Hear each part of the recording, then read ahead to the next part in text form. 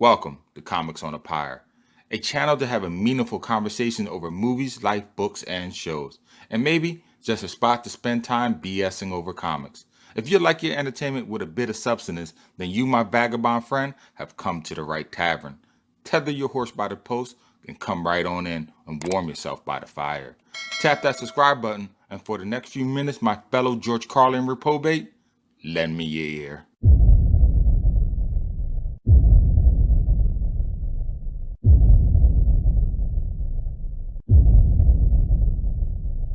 USSR, Union of Soviet Socialist Republic, otherwise known to most as Mother Russia, in 1950, during the reign of Joseph Stalin.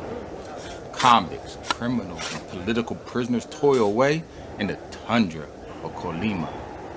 Most are underfed and overworked, living a life of backbreaking labor.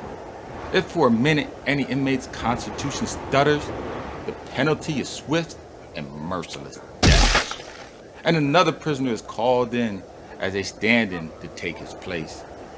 His first detail that he is assigned is to bury the dead. This is the Gulag, where Roman Ivanovich, a chef by profession, must serve out his sentence for the most egregious of crimes, offending the great premier, Stalin, with an off-color joke at the leader's expense. It seems as though Stalin himself is not without his own sense of humor, though, as he sentenced Roman to 20 years in the snow-capped isolated labor camp for his insolence. Roman believes that he would have perished a long time ago in this frozen wasteland if not for the vigilance of his domovik, his personal protective spirit. But in return, all custodians need offerings, and they need them frequently and in direct proportion to their service. And for a while, for Roman, things were good. Friendships were met, bargains struck, and alliances made. But times, as they often do, change, especially in this powder keg environment such as this.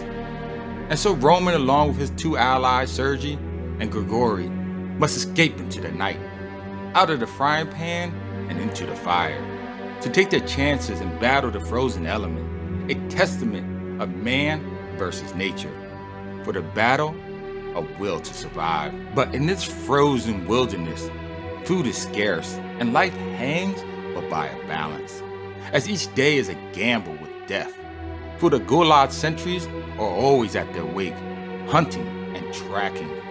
But they are the least of the three's troubles. The terrain is harsh and the weather unforgiving. If Mother Nature doesn't consume them, then I guarantee something else will. Welcome, comic cosmonauts, to another episode of Comics on a Pyre. In this installment, I will be going over Road of Bones, a 4-issue miniseries published by IDW Comics in 2019. Now, this is a great horror comic that deals with many of the elements of man's primordial fears, as well as the feral nature to survive no matter what the cost. While reading these issues, I could only think of Samuel Jackson's quote in The Deep Blue Sea, and I'm paraphrasing here. Nature can be lethal, but it doesn't hold a candle to man. Wow, just saying it sends shivers up my spine. So at your next comic reading, grab a copy of this series. Find a quiet place, sit down, and dim the lights, for you're in for a disturbing treat. Until then though, please visit my YouTube channel, Comics on a Pyre, for other videos like this one.